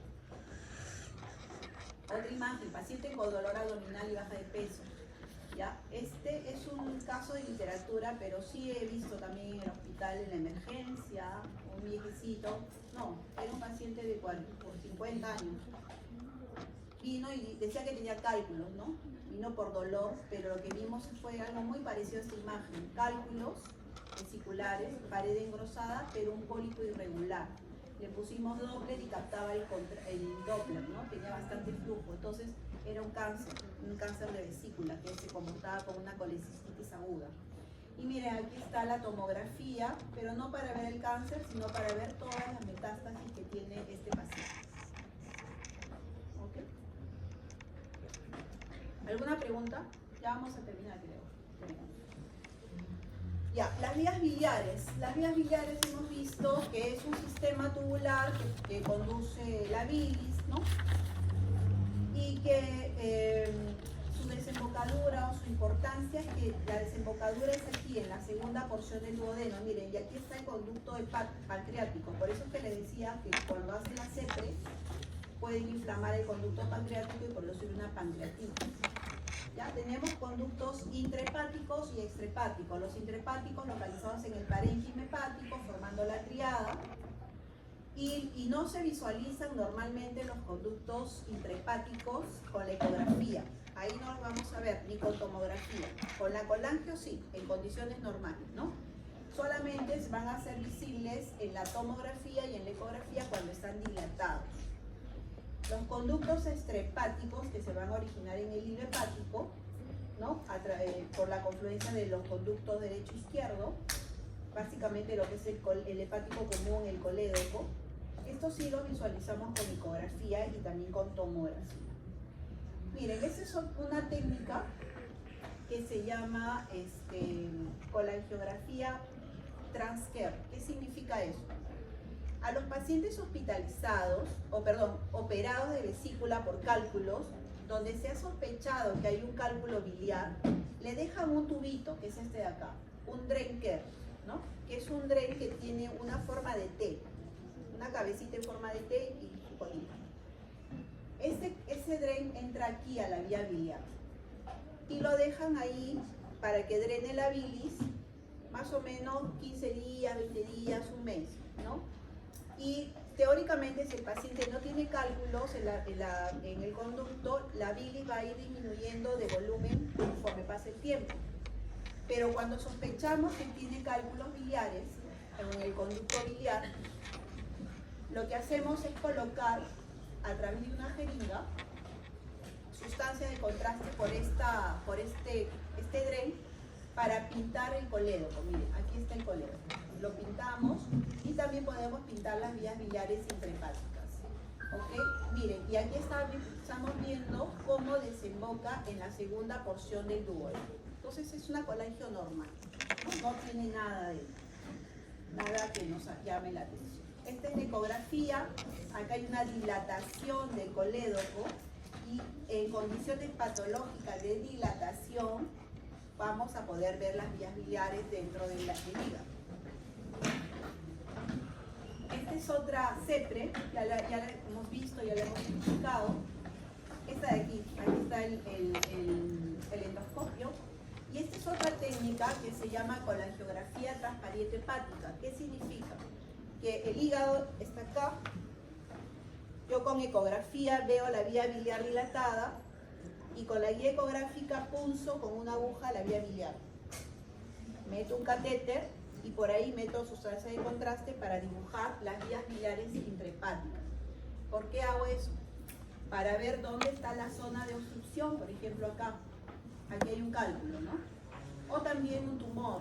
¿Y para qué me sirve además?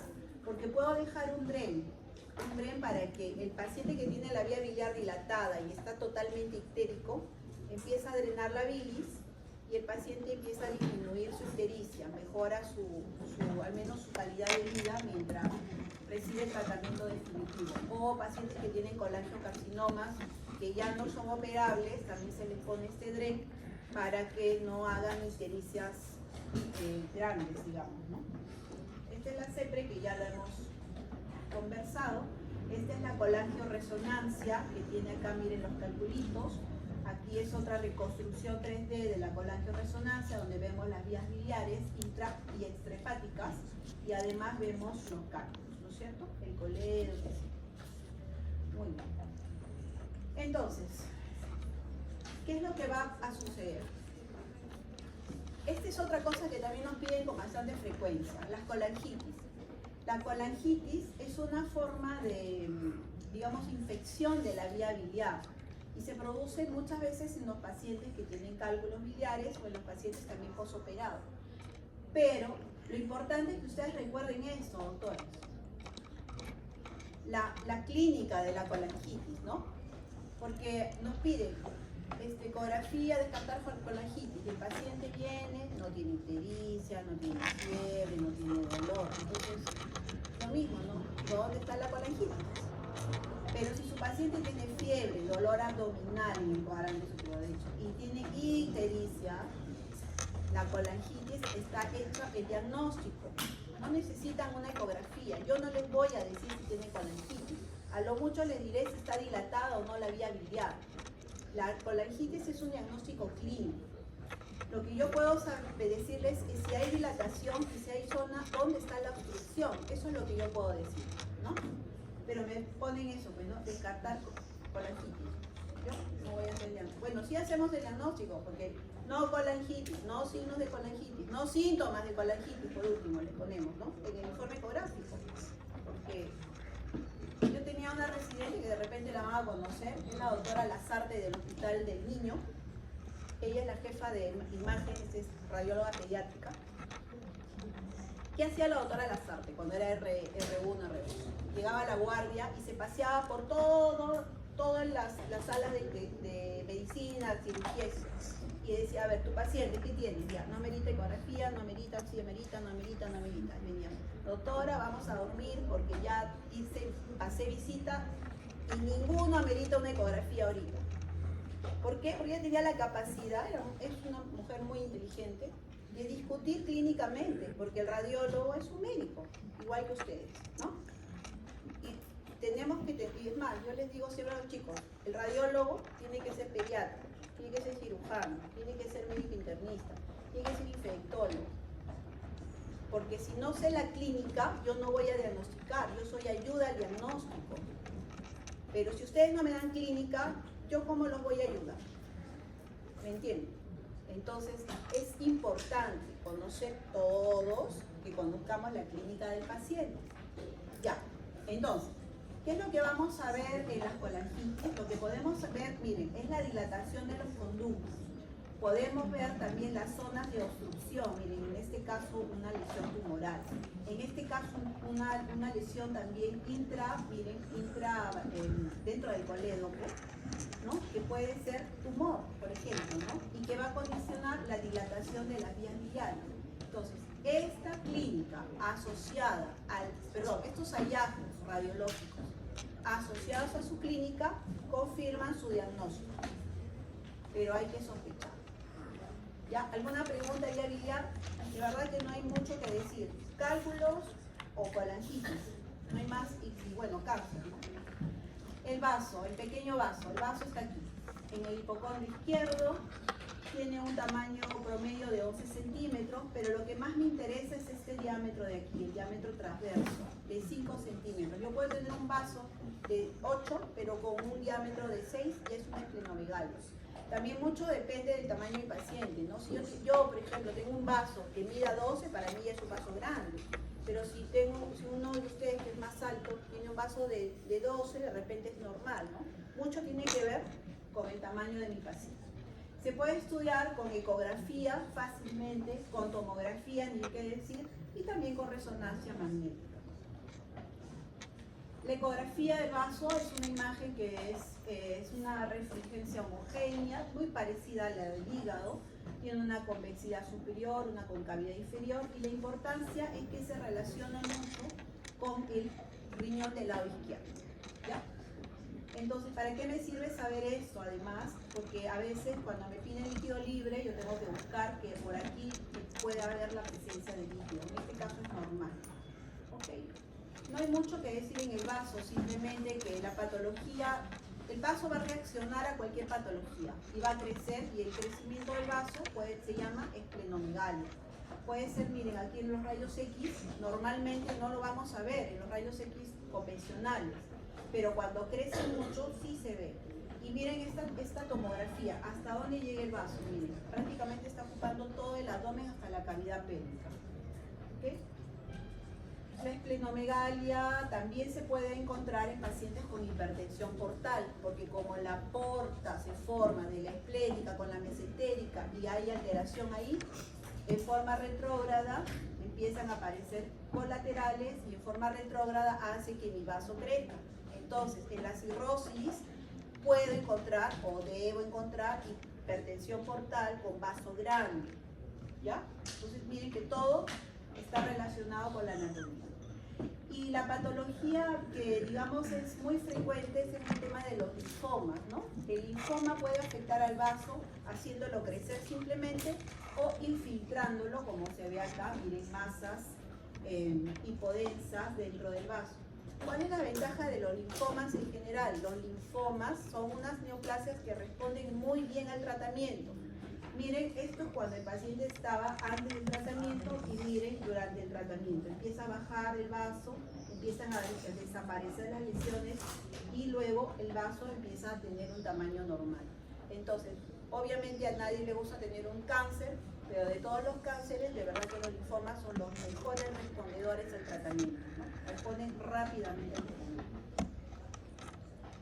Y la otra cosa en el vaso que es muy frecuente también en el hospital son los traumatismos. ¿Cuál es la tendencia ahora en los traumatismos renales, traumatismos esplénicos, inclusive los hepáticos, no operar, ¿no? Antes veíamos un paciente con traumatismo esplénico, por ejemplo, líquido libre, y vemos en la tomografía que se partió en dos, como se ve acá, entraba hasta la operación y sacaban el vaso. Ahora las guías dicen que no, que el tratamiento siempre es expectante, ¿no? Si el paciente está hemodinámicamente estable, no se mueve el coágulo, no se opera y esperamos que el vaso empiece a sanar solo, ¿no? Eso es lo que dicen las últimas guías del trauma abdominal. Y de hecho es lo que se está haciendo, ¿no? Entonces vemos, miren, líquido alrededor del vaso, del hígado también, y aquí hay una lesión hipodensa que lo atraviesa de extremo a extremo, son los traumas esplénicos, ¿no? Entonces ahí sí la ecografía, la tomografía es importante.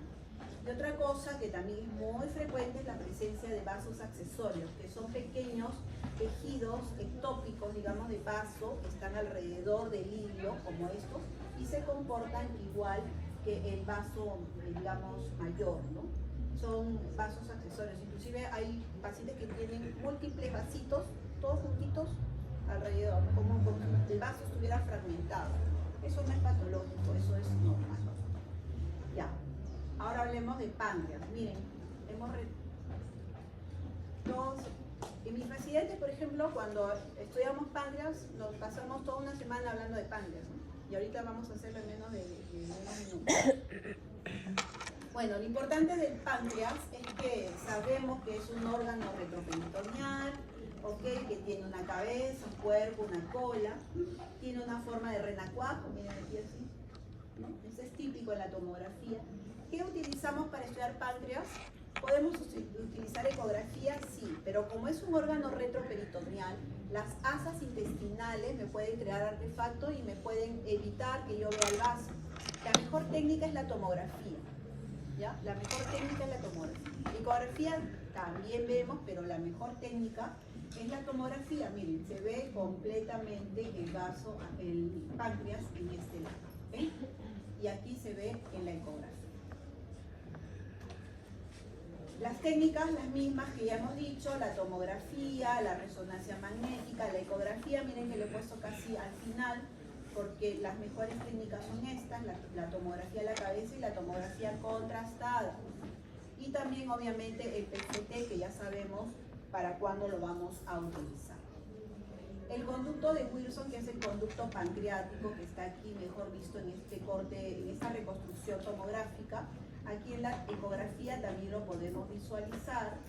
No debe medir más de 3 milímetros en condiciones normales. Y lo más importante, o la patología más importante en el páncreas, y que es también pan de cada día en la emergencia, es la pancreatitis. Pero como dice bien aquí este cuadro, el diagnóstico de pancreatitis se da por clínica, dolor abdominal característico, ese dolor intenso en el epigastrio que atraviesa y que se va hacia la espalda, inclusive, ¿no? El paciente dice, me duele acá y siento que se me va hacia la espalda. Listo. Y sobre todo que las lipasas y las amilasas deben estar en un nivel 3 veces mayor a lo normal. Con eso ya tienen su diagnóstico de pancreatitis.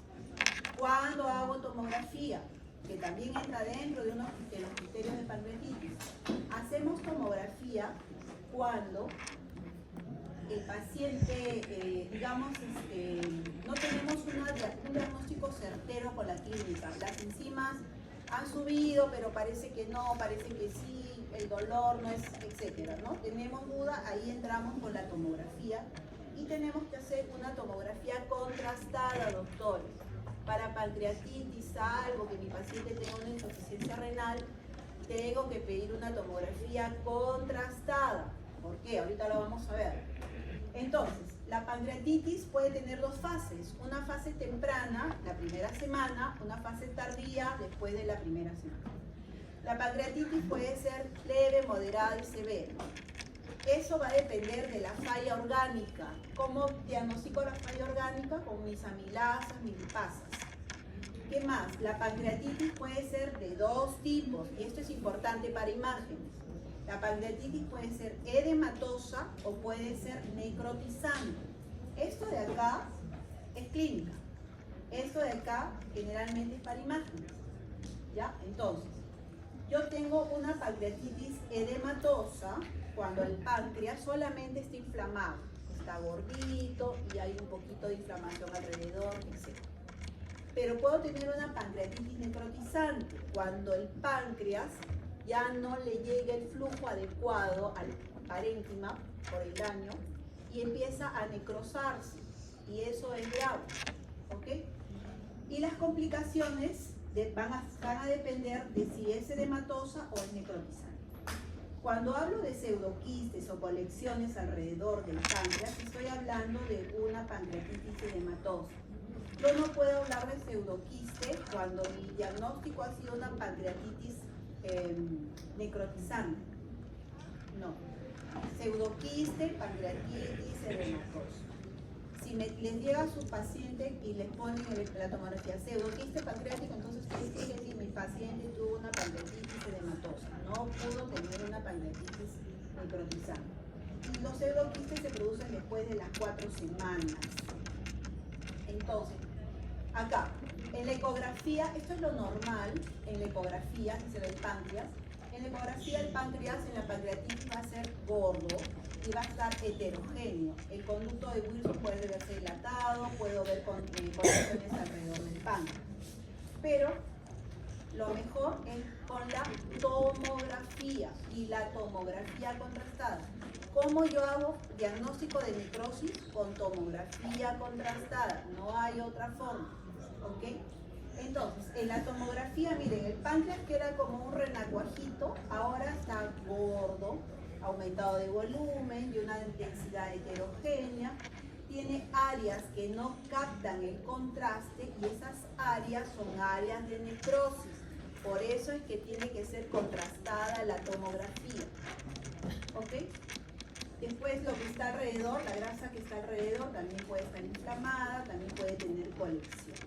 Y puede haber formación de pseudoquiste, como les dije, si es edematosa, después de las 4 semanas que mi paciente haya hecho pancreatitis. Entonces, miren, este es un páncreas, digamos, que está, si yo lo mido, está de repente un poco más gordito de lo habitual, pero se ha pintado con el contraste, y si mi paciente tiene amilasas elevadas y dolor, esta es una pancreatitis intersticial o edematosa. ¿Ya? No hay mayor problema. ¿Qué pasa con esta de acá? Miren, aquí el páncreas ha captado el contraste de forma homogénea, pero acá el páncreas no ha captado el contraste. Si yo comparo este páncreas que capta el contraste, lo comparo con este páncreas que no ha captado contraste, entonces este páncreas tiene necrosis. La necrosis es muerte del tejido. Por eso es que es importante. Para hacer esta tabla, Baltasar, existen múltiples tablas para diagnosticar, digamos, o no diagnosticar, sino ver el grado de severidad del páncreas. En el hospital utilizan Baltasar, pero hay otras tablas. Eso va a depender de la tabla que utilicen sus cirujanos, sus clínicos en el centro donde ustedes trabajan. ¿Ok? Entonces, ¿qué va a pasar? Si yo tengo un páncreas, ojo, puedo tener pancreatitis con un páncreas normal en tomografía. Eso no excluye el diagnóstico. Si ustedes tienen amilasas elevadas y dolor, es pancreatitis, aunque tomográficamente el páncreas sea normal. ¿Ya? O sea, eso no excluye el diagnóstico. Entonces, si tengo un páncreas normal, le voy a poner le pone una letra y se dice Baltasar tipo A. Pero esas letras, digamos, lo más importante de esto es esto de acá, el score que yo le voy a aplicar. ¿Por qué? Porque voy a tener una tomografía sin contraste y una tomografía con contraste. Si en la tomografía sin contraste encuentro un páncreas normal, le voy a poner un score de 0. Si tiene un edema focal o difuso, un score de 1. Si tiene además inflamación peripancreática, le pondré 2. Si además tiene una colección extrapancreática, fuera del páncreas, se está formando una colección, le pondré un score de 3. Si además tiene 2 o 3 colecciones y además son retroperitoneales y además tienen gas, le pondré un score de 4. Y ahí sumaré. Perfecto. Pero me voy a ir con contraste. Si yo tengo un área de necrosis, que no, mejor dicho, mi páncreas no tiene necrosis, le pongo 0. No hay problema. Si mi páncreas tiene una necrosis que es del 30%, le pondré un score de 2. Si tiene una necrosis de hasta un 50%, un score de 4. Y si tiene más del 50%, casi todo el páncreas lleno de necrosis, le pondré un score de 6. ¿Qué es lo que hago? Sumo los scores, como se ve acá, y me van a dar un índice. Si mi score es 0 a 3, tendré un índice de severidad bajo y mi paciente tiene un buen pronóstico. Pero si mi paciente tiene un score alto de 7 a 10, ese pacientito ojito se puede morir. ¿Ya? Para eso me sirve tener el contraste, porque si yo no tengo contraste, yo no puedo hacer un score de severidad en mi paciente. ¿Ya? Y recuerden que la necrosis es muerte de tejido, ese tejido ya no se va a recuperar. Entonces, miren, en este caso, acá está mi páncreas. ¿Qué es lo que tengo? Tengo un páncreas que prácticamente está normal. Entonces yo le voy a poner un score de 6. Le pongo contraste y pinta con el contraste en forma completa, no tendrá necrosis. Entonces el score es 0 y mi grado de severidad es bajo. Este paciente va a sobrevivir a la pancreatitis y se va a sanar. ¿Ok? ¿Qué pasa si yo tengo un páncreas, por ejemplo, miren, tengo un páncreas edematoso, tengo colecciones peripancreáticas, ya le voy a poner un score de 2, y además le pongo contraste y miren, este páncreas prácticamente no ha pintado en toda su extensión, entonces voy a tener una necrosis de más del 50%. Tendré un score de 6, 6 más 2, 8, tendrá un grado de severidad alto. Este paciente en el día 3 de la pancreatitis está yendo mal, ¿no? Si está yendo mal, puede morirse. Acá tengo otro, ¿no? Un páncreas, miren, aquí está mi páncreas normal, pero tengo colecciones alrededor. Entonces tendré un score de 4. Y además le pongo contraste, pero no tiene áreas de necrosis. Será 0. Tendré un grado de severidad medio, pero tengo un montón de colección. Pero eso no importa. Lo que me importa es la función del órgano. ¿Ok? Entonces depende del grado de severidad para ver el pronóstico de mi paciente. Y es así como nosotros vamos haciendo el diagnóstico tomográfico con contraste. Ya dijimos que el pseudoquiste es una complicación, digamos, de una pancreatitis edematosa y va a ocurrir 4 semanas después. Esto es importante. Ocurre en una pancreatitis intersticial, no en una pancreatitis necrotizante. Eso no existe. Pseudoquiste necrotizante no existe, ¿ya? Solamente es en la pancreatitis edematosa. La ecografía también me da una imagen anecoica líquida, igual que el quiste, no hay problema, lo importante es tener el antecedente de la pancreatitis. Y también tenemos pancreatitis crónica, ¿no? Cuando un paciente hace pancreatitis a repetición y lo que va a suceder, como en todo lo que es repetitivo, empieza a fibrosar, empieza a calcificar. Y la característica de la pancreatitis crónica son las calcificaciones. No puede haber pancreatitis aguda con calcificación. Las pancreatitis que tienen calcificaciones son pancreatitis crónicas. Y además, el conducto de Wilson se va a dilatar.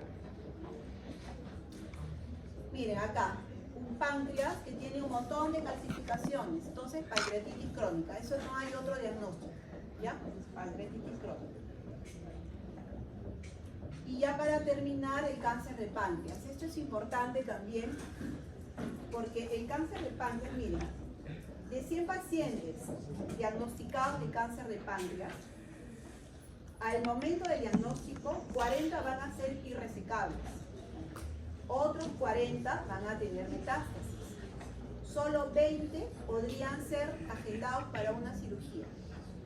De estos 20, en el momento de la cirugía, 13 pueden entrar a cirugía, ¿no? Después de haber hecho todo el diagnóstico, y de estos 13, el 50% pueden tener una resección del tumor. O sea, de los 100 pacientes diagnosticados, solo 7 pueden ser curados. El cáncer de páncreas es una enfermedad que muchas veces es silente y cuando se diagnostica ya tiene metástasis a distancia y ya es irresecable. Es irresecable cuando invade las estructuras vasculares, por ejemplo. ¿Okay?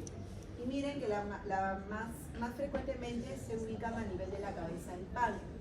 Por eso es que paciente ictérico, hay que pensar cálculo o cáncer de páncreas. ¿Por qué? Porque si crece en la cabeza del páncreas, miren, me va a obstruir el pasaje de la vía biliar y me va a producir ictericia. ¿Ya? Entonces, mucho cuidado con sus pacientitos ictéricos. En la ecografía, como todos los tumores, se va a ver negro hipoecogénico. Y en la tomografía se va a ver como una lesión heterogénea, captadora de la sustancia de contraste, que me va a dilatar, si está en la cabeza del páncreas, me va a dilatar el conducto de Wilson, puede tener metástasis ya al momento del diagnóstico y también ganglios regionales. Esa es la característica del carcinoma de páncreas que se localiza a nivel de la cabeza. Creo que esta es la última diapositiva. Allá la metástasis que ya la hemos visto. Miren, paciente con dolor abdominal y dispepsia, metástasis hepáticas, y por acá empieza el páncreas a tener una lesión hipodensa heterogénea a nivel del cuerpo, casi para la cola, y corresponde al tumor que ha dado estas metástasis. Ya creo que esa es la última. Tiene ganglios también, ganglios regionales. ¿Alguna pregunta?